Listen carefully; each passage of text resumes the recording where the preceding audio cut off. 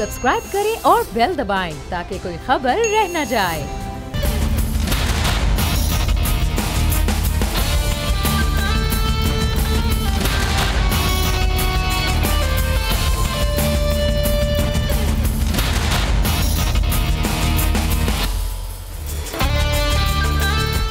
अस्सलामुअलैकुम। The special report with Mudassar Iqbal के साथ हाजिर खिदमत है। नाज़रीन, इस वक्त मुल्क में जो सूरत हाल चल रही है, कभी अपोजिशन का पलड़ा भारी तो कभी हुकूमत अपोजिशन पर हावी नज़र आती है। लेकिन इस वक्त एक बड़ा दावा मौलाना फजलुर रहमान की जानिब से सामने आया है। जैसे APC का ऐलान हुआ, उनका कहना था कि दिसंबर तक एक बड़ी तब्दीली का इम्कान है, साथ ही साथ 3 माह में इन हाउस तब्दीली होगी या फिर नए इंतखाबात होंगे, इसको देखना होगा अगले आने वाले दिनों में। अब APC का जो इनेकाद किया गया है उसमें तमाम अपोजिशन की बड़ी और छोटी जमातें इकट्ठी हो रही हैं। इन तमाम जमातों के इकट्ठे होने के बाद क्या हुकूमत के लिए एक नया महाज खुलने जा रहा है? क्या हुकूमत फिर से किसी धरने, किसी एहतजाज, किसी लॉन्ग मार्च के बाद APC का अब सामना करती नज़र आएगी या मामला कहीं और आगे बढ़ेगा? और जो चंद दिन पहले परवेज़ इलाही साहब ने कहा था कि उनको कुछ देकर भेजा है, जो दिया गया है मौलाना फजलुर रहमान को, वो एक अमानत है। अब उस अमानत को किस तरह से आश्कार कर रहे हैं मौलाना फजलुर रहमान, और उस अमानत की क्या किसी किस्म की कोई उम्मीद लगा कर बैठे हैं मौलाना फजलुर रहमान और दीगर अपोजिशन जमातों को, ये अगले आने वाले दिनों में देखा जाएगा। लेकिन इस्लामाबाद, पार्लियामान और हुकूमत तीनों में अब गहमा गहमी ज़रूर आएगी, क्योंकि कोर कमेटी के इजलास में भी अपोजिशन जमातों की APC अपोजिशन जमातों के इकट्ठ की वजह से अब सूरत हाल खासी पेचीदा भी है। पाकिस्तान तहरीक इंसाफ की हुकूमत अब पंजाब में भी कुछ तब्दीलियों पर गौर कर रही है। क्या वो इंतज़ामी तब्दीलियाँ हैं, हुकूमती सतह पर तब्दीलियाँ हैं, या फिर बहुत बढ़कर बात वजारत आला की कोई तब्दीली हो सकती है? आज हम इस पर बात करेंगे। हमारे साथ हमारे भी मौजूद हैं। तो हम बात कर रहे हैं इस वक्त APC और हुकूमती मामलात के हवाले से। इस वक्त हमारे साथ मौजूद हैं PJ मीर साहब। बहुत शुक्रिया PJ मीर साहब, आप इस वक्त हमारे साथ बैरून मुल्क से मौजूद हैं और आपने वक्त दिया। इस वक्त लाहौर ब्यूरो चीफ बाबर डोगर साहब हमारे साथ मौजूद है। बाबर साहब से APC के हवाले से भी बात होगी, और जो पंजाब में तब्दीलियाँ इंतज़ामी या फिर हुकूमती सतह में कुछ वज़रा, कुछ मुशीरों के हवाले से हो रही हैं, नहीं हो रही, इस पर भी बात करेंगे। PJ मीर साहब, सर, पहले एक बड़ी मूव की गई थी सेनेट में, लेकिन अपोजिशन बज़ाहिर तो नज़र आ रही थी इकट्ठी, लेकिन जैसे इधर पर्दा वोटिंग हुई वो पोजीशन इकट्ठी नहीं थी। फिर दूसरी मूव नज़र आ रही थी कि जब मौलाना फजलुर रहमान निकले उस एहतजाज में खातिर खा साथ नहीं दिया पाकिस्तान पीपल्स पार्टी ने पहले, और फिर जब लाहौर पहुंचे तो पाकिस्तान मुस्लिम नून ने। धरने में भी तकरीरों से बढ़कर आगे नज़र नहीं आई है बाकी अपोजिशन बड़ी जमातें। अब ये जो तीसरी मूव APC की है, इसका क्या रुख बनता नज़र आ रहा है? ये इकट्ठे होते हैं और ये आप APC की बात करते हैं। मैंने इनकी सारी ABC और XYZ देखी हुई है। ये कभी ARD बना देते हैं, कभी COD बना देते हैं, कभी MRD बना देते हैं। APC भी देख ली, वो APC लंदन में हुई, मैं वहीं था, वहाँ मिलेनियम होटल के अंदर, वो उनकी बात नहीं बनी, APDM बन गई। अब ये फिर APC पे चले जाए। आपने कहा कि गवर्नमेंट अपोजिशन, ये अपोजिशन में भी नहीं इकट्ठे हो सकते, ये गवर्नमेंट में भी नहीं इकट्ठे हो सकते। आपने PPP और PMLN का आपने देख लिया था, अलायंस जॉइंट जो गवर्नमेंट बनाई थी, PMLN बाहर आ गई। ये सारे कभी भी इकट्ठे हो नहीं सकते, क्योंकि इनको खुदा की कसम पाकिस्तान का कोई ख्याल नहीं है। हर बंदा कहता है यार मुझे कुछ मिल जाए, मेरे लोगों को कुछ मिल जाए, लेकिन दूसरा भूखा मारा जाए। सबसे अमीर तरीन जो पॉलिटिकल आपका जो ये डायस्पोरा है, ये पाकिस्तान में अमीर है। मुझे बताओ ना ये क्यों है?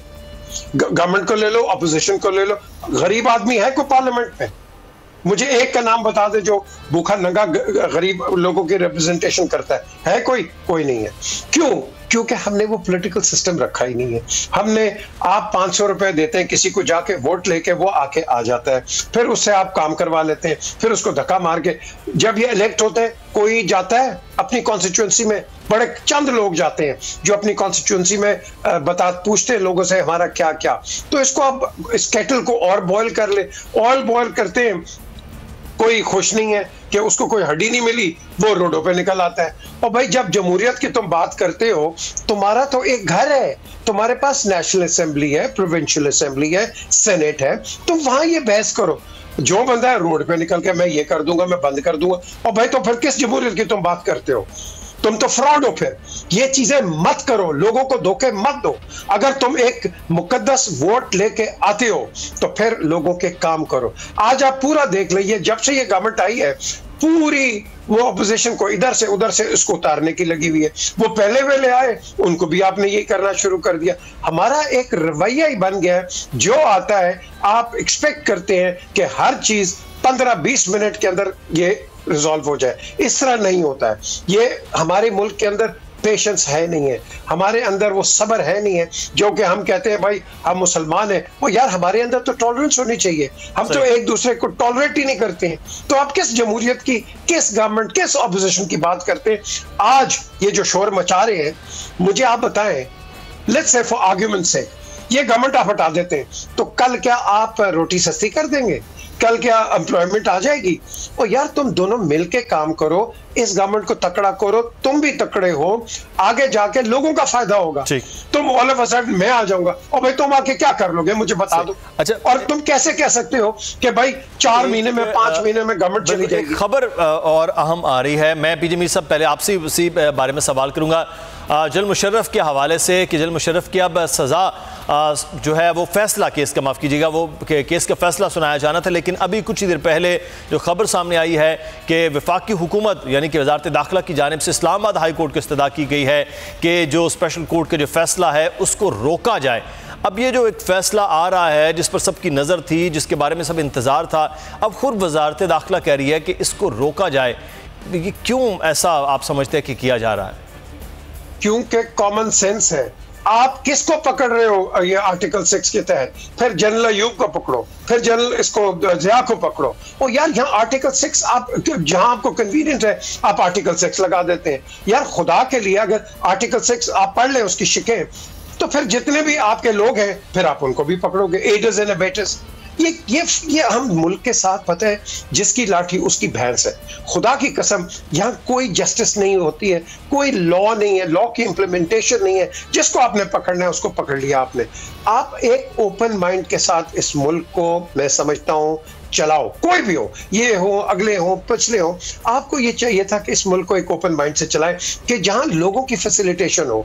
आप खुदा की कसम आप जाके देखो, मैं यहाँ केप टाउन बैठा, इस तरह लोग आते हैं कि इनको परवाह नहीं है कि कौन प्रेसिडेंट है, कौन प्राइम मिनिस्टर है, ये अपने अपने कामों में लगे हुए, ना कोई गाली किसी को देता है। आप यहाँ ऑपोजिशन को भी गाली दे रहे हैं, ऑपोजिशन गवर्नमेंट को गाली दे रही है, हर बंदा पर्सनलाइज हो गया हुआ है, कोई जनरल मुशर्रफ के पीछे लग जाता है। I mean what are we doing with this country? We are absolutely, हम खुद जो भेड़े हैं और बकरियां हैं इन लोगों के कहनों पे आ जाते हैं और एक क्लोन्ड होके रोडों पे निकल आते हैं। यार जमहूरियत की अगर आपने इज्जत करनी है, जमहूरियत को आगे लेके जाना है, तो फिर जो आप जिनको इलेक्ट करते हो उनको मौका दो और आगे चलो। आज आप इस गवर्नमेंट को मुदस्सिर खराब करोगे, what goes around will come around, so please don't topple something which is not good for the future of this country. Sir इस पर बात करते हैं इस हुकूमत के हवाले से, लेकिन जो एक बड़ी खबर इस वक्त जनरल मुशर्रफ के हवाले से आ रही है। बाबर डोगर साहब, अब इंतज़ार किया जा रहा था, एक बड़ा केस है, बड़ा मामला है। पिछले दिनों में ये बात भी की चीफ जस्टिस ऑफ पाकिस्तान ने कि एक साबिक फौजी सरबराह की भी केस का फैसला आने वाला, उन्होंने एक इशारा भी इस बात का भी दिया था एक तकरीब के दौरान। अब वजारत दाखिला इस चीज़ को रोक रही है, खुसूसी अदालत का फैसला रुकवाने के लिए परवेज़ मुशर्रफ के हवाले से इस्लामाबाद हाई कोर्ट में रिट दायर की गई है।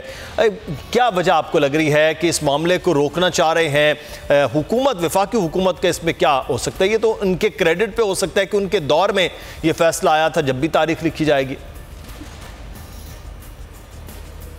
देखिए मुदस्सिर, इसमें जो वफाकी हुकूमत ने जो लेटर लिखा है उसमें कुछ प्रोसिक्यूशन के नकाइस की निशानदेही की गई है कि जनाब प्रोसिक्यूशन में जो जनरल मुशर्रफ है उनका जो पॉइंट ऑफ व्यू है वो भी सामने आना चाहिए, उनको भी अपना, उनको जो है वो अभी तक उनका मौक़िफ़ सामने नहीं आया। तो मेरा ख्याल है कि इसको ट्रांसपेरेंट बनाने के लिए इसको फैसले से पहले इसके जो सारे जो चीज़ें हैं प्रोसिक्यूशन सारी कंप्लीट होनी चाहिए। तो वन साइडेड केस का फैसला नहीं होना चाहिए और फेडरल गवर्नमेंट भी ये चाह रही होगी कि एटलीस्ट जो वो फॉर्मर प्रेसिडेंट हैं और उनका, जिस तरह से अभी पीजे मीर साहब कह रहे थे कि अगर आपने आर्टिकल 6 का फैसला ही करना है तो फिर जो पीछे जितने मार्शल लॉ लगे हैं उसको भी फिर साथ साथ इसके शामिल किया जाए। जिन्होंने पहले मार्शल लॉ लगाया है उनको भी डिक्लेयर किया जाए कि जनाब ये सारे जो लोग थे जिन्होंने भी मार्शल लॉ लगाया वो सारे उनको आर्टिकल 6 के दायरे में लाकर तो देखा जाएगा। बहरहाल मुशर्रफ साहब जो है बीमार हैं, बाहर हैं, उनकी प्रोसिक्यूशन टीम जो है उन्होंने उनको एक्सेस नहीं किया, उनका पॉइंट ऑफ व्यू नहीं आया। तो इस चीज़ को, इस एनॉमली को दूर करने के लिए इस पर ये है कि एक प्रोसिक्यूशन टीम जो है वो बना दी गई है जो उनको वीडियो लिंक के जरिए भी ले सकती है, जो वहाँ जाकर भी उनका इंटरव्यू कर सकती है, जो उनके खिलाफ एलिगेशन है उस पर उनका जवाब ले सकती है और उसके बाद जो है वो फैसला आना चाहिए। जो मुलजिम है उसको भी उसका भी उसमें पॉइंट ऑफ व्यू शामिल होना चाहिए कि क्या हालात है, क्यों मार्शल लॉ लगा, किन वजूहात की बिना पर मार्शल लॉ लगा और क्यों ये स्टेप लिया गया। अल्टीमेटली उनका पॉइंट ऑफ व्यू इसमें आना चाहिए। सही, बिल्कुल। शरीक मुल्जिमान के हवाले से आप पीजे मीर साहब, आप माजी की बात कर रहे हैं कि जनरल अयूब का भी हो या को भी हो, जनरल ज़िया का भी, लेकिन यहाँ तो इस केस में वजारत दाखिला ने जो दरख्वास्त दी है उसमें यह कहा गया है कि जो शरीक मुल्जिमान थे गद्दारी केस में जनरल मुशर्रफ के साथ, उनका भी ट्रायल नहीं किया गया, तो इसलिए ये केस जो है उसको रोका जाए इसके फैसले के हवाले से। तो जब ये केस शुरू हुआ तो उस वक्त ये बहुत ज़्यादा बात हो रही थी कि उस दौर के, चाहे वो वज़ीर दाखिला हों, चाहे वो वज़ीर कानून हों, जब बाकी जितनी भी इंतज़ामिया के लोग हैं, वजारतों में लोग मौजूद थे, उनका भी ट्रायल होना चाहिए था। लेकिन उस वक्त भी ये केस महदूद होता हुआ सिर्फ जनरल मुशर्रफ तक आ गया था। तो अब आप समझते कि ये फिर से नया पिंडोरा बॉक्स खुलेगा अगर वजारत दाखिला ये दरख्वास्त दे रही है, कोई ऐसी चीज़ें भी सामने आ सकती हैं कोर्ट की जानिब से भी? मैं आपको बताऊं, ये आपने बात की बिल्कुल सही की। मैं कहता हूं hats off to Chaudhry Shujaat Hussain कि ये जब केस आया उन्होंने कहा फिर मुझे भी ट्राई करो। यार ऐसे बड़े कम चंद लोग होते हैं जो साथ खड़े थे तो कहते थे मुझे भी ट्राई करो, और इनके साथ बहुत लोग हैं। द क्वेश्चन इज, आपने एक विंडिक्टिव प्रोसेस पे आप गए, विंडिक्टिव आप उस पे गए। अगर आपने ट्राई करना है ना तो आप 99 से ट्राई करते, 99 को आपने छोड़ दिया, आप बीच में आके you know abeyance and all that आप उसके ऊपर आ गए। इसकी कॉमन सेंस बनती कोई नहीं है। और यहाँ एक और चीज मैं नाम नहीं लूंगा लेकिन ये फैक्ट है, मुझे को बुला के पूछ ले। मैंने किसी को कहा कि general Musharraf is ready to come to Pakistan provided he will not be arrested, उनको पूरी सिक्योरिटी दी जाएगी, उनकी मूवमेंट रिस्ट्रिक्शन नहीं होंगी, जब उन्होंने मेडिकल इलाज के लिए बाहर जाना है he will be allowed to go. मैंने एक ऐसे शख्स को कहा है कि जिसका मैं नाम लूं तो आप मेरे ख्याल 3 दिन ब्रेकिंग न्यूज करेंगे। वो शख्स ने मुझे कहा आएगा, मैंने कहा बिल्कुल आएंगे वो। अच्छा मुझे सोचने दो, खुदा की कसम दिस इज अ फैक्ट, और उसके मुंह पे मैं कहूंगा, कहीं भी टेलीविजन पे आ जाए मैं मुंह पे कहूंगा। द क्वेश्चन इज, वो फिर क्यों नहीं तुमने आने दिया यार? वो तो खुद आना चाहते हैं, क्यों नहीं आने दिया तुमने? फिर बाद में आप ये टेलीविजन पे भी ड्रामा हो रहा है, उधर भी ड्रामा हो रहा है। फैक्ट्स जो सच्चाई है लोगों के आगे है कोई नहीं, बनते हैं सारे पॉलिटिशियंस। सच बोलो ना यार। सब ये बहुत बड़ी आपने बात की है, मैं नाम नहीं पूछूंगा, ऑब्वियसली आप भी साफी हैं, हम भी एक तालिब इल्म हैं, लेकिन सर ये सिर्फ इतना मैं गुजारिश पूछना चाहूंगा, ये पिछले दौरे हुकूमत की बात आप कर रहे हैं, मौजूदा दौरे हुकूमत में? ये पिछले दौरे हुकूमत की बात कर रहा हूँ। ठीक, बिल्कुल, ये पिछले दौरे हुकूमत की बात है। एंड बस मैं इतना ही आपको कहूँगा। लेकिन सर मैं जो सवाल ये कि दूसरे जो जितने भी लोग हैं, अब ये जब मामला ये निकलेगा तो फिर इसका मतलब ये केस फिर लंबा होता हुआ नज़र आएगा। वो जो कहा जाता है कि जी नज़ीर बन जाएगी, एक मिसाल बन जाएगी कि किसी आमिर को फिर से आइन तोड़ने की ज़रूरत नहीं होगी इस केस का अगर फैसला आ जाता है, तो फिर वो जो तमाम तर चीज़ें हैं, आइन की हिफाजत, एक आमिर का रास्ता रोका जाना, फिर वो खुला रहेगा क्या मामला? ये आमिर की बात करते हैं, मैं आपको एक चीज़ बताऊँ कि अगर आप अपने इसको जो आपके जो करंट हालात हैं इसको ठीक नहीं करेंगे, आमिर छोड़े डबल आमिर आ जाएगा और इसने फिर जाना नहीं है। ये मैं आपको बता दूंगा, जाना नहीं है, क्योंकि मुल्क सबसे पहले, बाद में ये आपकी पॉलिटिकल पार्टीज है। मुल्क, the state of Pakistan comes first regardless of anything. तो अगर हमारा स्टेट ही अंडर थ्रेट आ जाता है बिकॉज ऑफ पॉलिटिकल टर्बुलेंस, तो इस टर्बुलेंस को किसी ने तो संभालना है, मोदी ने तो नहीं संभालना, ना अशरफ गनी ने संभालना है, ना खमेनाई ने, ना इसने ट्रंप ने संभालना है, तो हमने संभालना है। आपकी ये जो इस वक्त जो आप पाकिस्तान में आप जो स्टेबिलिटी है ना, ये सिर्फ फौज की वजह से है, ये सिर्फ फौज की वजह से है। ये पूछ लो किसी से जाके, आपको सियासतदान भी बताएगा और आपको हर पार्टी का सियासतदान बताएगा। ये अपने लीडर्स के आगे तो बात करते नहीं है, लेकिन हर बंदा आपको बताएगा आपके पास एक ही स्टेबल फोर्स है जो कि आपको एक स्टेबिलिटी रखती है, जोड़ती है, हर चीज करती है, आपको मैं कहता हूं कि टॉलरेंस भी क्रिएट करवा देती है। लेकिन आप अपना काम खुद नहीं करोगे तो मुझे बताओ फिर आप कहां जाओगे? सिंपल क्वेश्चन है मुदस्सिर, आपसे आप मुझे बता दो कहां जाओगे? आप किधर का मुंह रुख करोगे? हमने तो मुल्क को चलाना है, हमने तो मुल्क को आगे लेके चलना है। तो अगर कोई करे ना और आपस में आप पूरे सियासत अपने ये सियासी प्लेटफॉर्म को देख लो, हर बंदा अंडर ट्रायल है। बिल्कुल जो है ये सियासी प्लेटफॉर्म मुल्क के लिए सोचना सबसे अहम है, चाहे वो अपोजिशन है चाहे वो हुकूमत है। हमें यहाँ पर एक ब्रेक लेना है, ब्रेक के बाद वापस आएंगे, कुछ मजीद खबरें और अहम मामलात है जो डिस्कस करेंगे।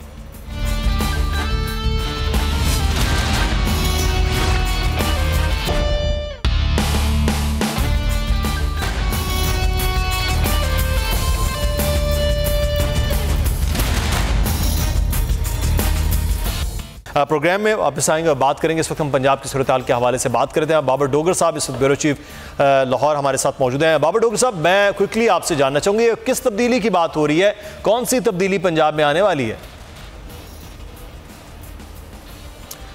देखिए मुदस्सिर, कल पीटीआई की कोर कमेटी का इजलास हुआ जिसमें इस चीज़ पे तशवीश का इजहार किया गया कि पंजाब में गवर्नेंस और जो एडमिनिस्ट्रेशन है वो कोई आइडियल नहीं है, बल्कि उसके हालात ख़राब हैं। तो एक चीज़ तो क्लियर है कि इमरान खान साहब जो हैं प्राइम मिनिस्टर, उन्होंने वज़ीर आला उस्मान बुज़दार की हद तक तो एतमाद का इजहार किया है, लेकिन पंजाब की गवर्नेंस और एडमिनिस्ट्रेशन के हवाले से कई सवालात खड़े किए हैं। अभी जो चीज़ें सामने आ रही हैं तो लग रहा है कि पंजाब के जो चीफ सेक्रेटरी हैं वो तब्दील किए जाएंगे और उसके बाद जो नया चीफ सेक्रेटरी आएगा वो यहाँ पर एक जो एडमिनिस्ट्रेशन है उसको मुकम्मल तौर पर रीशफल कर दिया जाएगा। एक चीज़ बड़ी क्लियर है कि पंजाब के अंदर ज़्यादातर जो ब्यूरोक्रेसी है वो वही है जो कि शहबाज शरीफ की ब्यूरोक्रेसी थी, और सीएम जो है उनका ब्यूरोक्रेसी पे कोई कंट्रोल नहीं है। अनफॉर्चुनेटली जो चीफ सेक्रेटरी लगाए गए उनका भी कोई इतना ख़ास एडमिनिस्ट्रेटिव कंट्रोल नज़र नहीं आया। आप यहाँ से अंदाज़ा लगाएं कि पंजाब में नया घर हाउसिंग प्रोजेक्ट पीटीआई का सबसे बड़ा प्रोजेक्ट है जिसके तहत उन्होंने 50 लाख घर बनाने हैं। पंजाब के अंदर जो सेक्रेटरी हाउसिंग है वो नसीम सादिक हैं। सेक्रेटरी हाउसिंग नसीम सादिक जो थे वो मादी में शहबाज शरीफ के पीएसओ रहे 3 साल। अब डीजी हाउसिंग जो है वो लियाकत चट्टा हैं, और लियाकत चट्टा जो थे वो हमजा शहबाज के 3 साल पीएसओ रहे। यानी कि पंजाब में नया घर प्रोजेक्ट को 2 बंदे जो हेड कर रहे हैं। लेकिन बाबर डोगर साहब, आप इन सेक्रेटरीज के साथ, इस सेक्रेटेरिएट के साथ बड़ी देर से वाबस्ता है, लेकिन कौन से ऐसे बड़े अफसरान हैं ग्रेड 21 के 22 के जो किसी न किसी दौरे हुकूमत में शरीफ खानदान के साथ वाबस्ता ना रहे हों? तो फिर ये कहाँ से ये अफसरान लेके आएंगे बुज़दार हुकूमत? एक तो मुदस्सिर उस्मान बुज़दार का ब्यूरोक्रेसी के साथ इंटरेक्शन बहुत लिमिटेड है। आई से कि अगर शहबाज शरीफ जो थे वो 100% ब्यूरोक्रेसी के साथ इंटरेक्ट करते थे, उसके मुकाबले में ये सिर्फ 10% इंटरेक्ट करते हैं। ब्यूरोक्रेटिक निटी-ग्रिटीज़ का उनको पता नहीं है। उन्होंने जो अपने प्रिंसिपल सेक्रेटरी रखे हुए हैं वो खुद OMG से हैं, जो कि शायद एक स्पेशल सेक्रेटरी रहे हैं होम डिपार्टमेंट में। इसके अलावा उनकी कोई ओरिएंटेशन नहीं है। उनके अपने मामू जो हैं वो एडिशनल चीफ सेक्रेटरी पंजाब हैं, और उनकी भी परफॉर्मेंस जो है वो कोई खास काबिल जिक्र नहीं है। यूसुफ नसीम खोखर चीफ सेक्रेटरी हैं, लेकिन उनका एडमिनिस्ट्रेटिव कंट्रोल कोई नहीं है। और बार बार जो महंगाई के इशू सामने आते हैं तो उसमें ये चीज़ तो एक क्लियर है कि महंगाई में ब्यूरोक्रेसी जो है वो कोई रोल प्ले नहीं कर रही महंगाई को कंट्रोल करने में। कोई डिस्ट्रिक्ट के जो में अगर आप देखें कोई डिप्टी कमिश्नर जो है वो कोई रेड नहीं कर रहे, उनकी कोई परफॉर्मेंस सामने नहीं आ रही, चीफ सेक्रेटरी की परफॉर्मेंस सामने नहीं आ रही, सीएम जो है उनको एडमिनिस्ट्रेशन का पता नहीं है।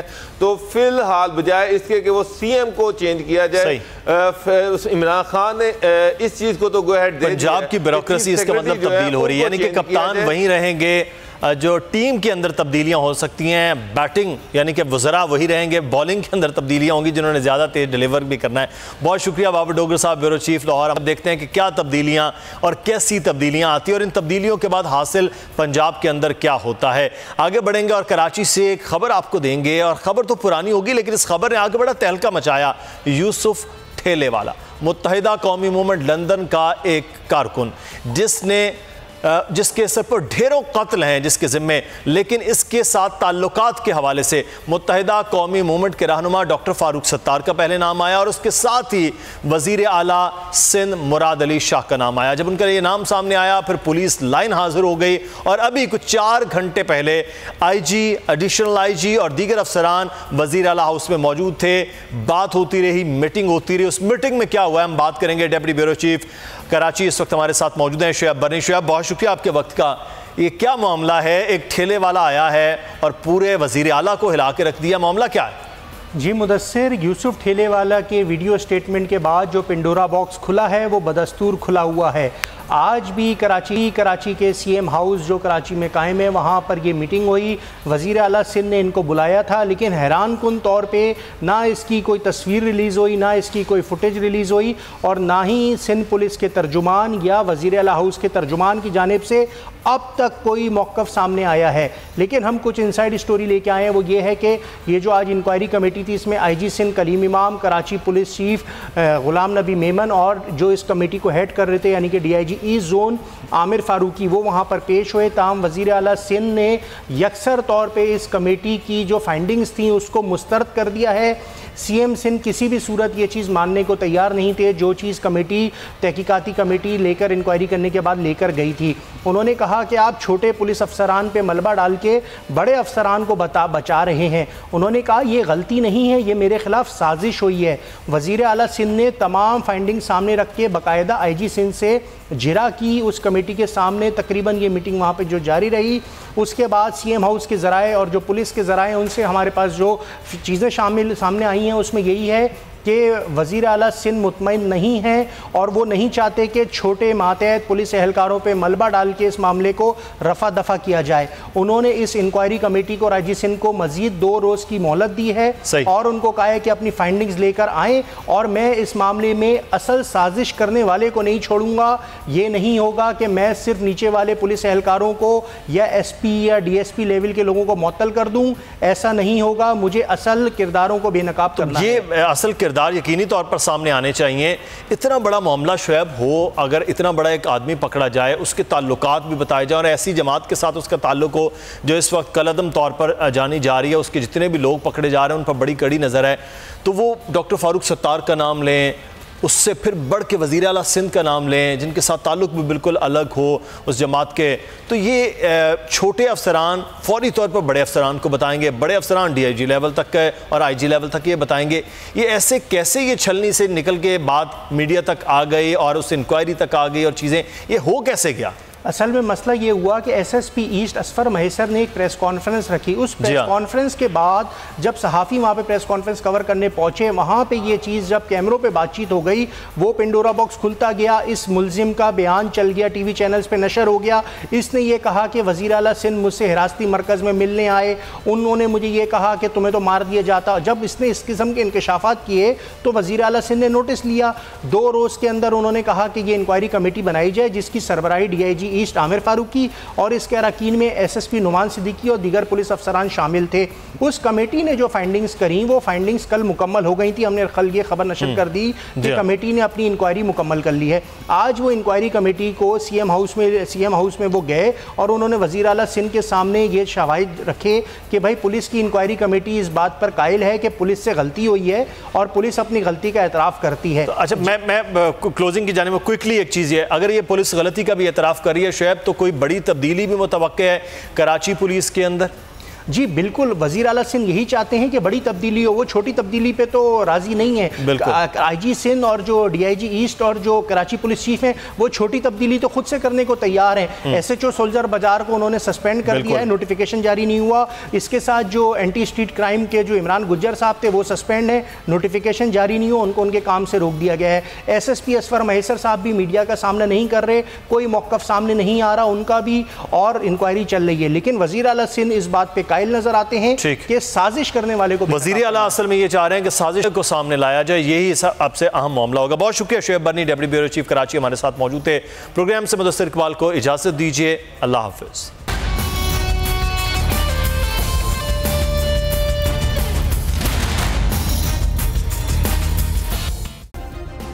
सब्सक्राइब करें और बेल दबाएं ताकि कोई खबर रह न जाए।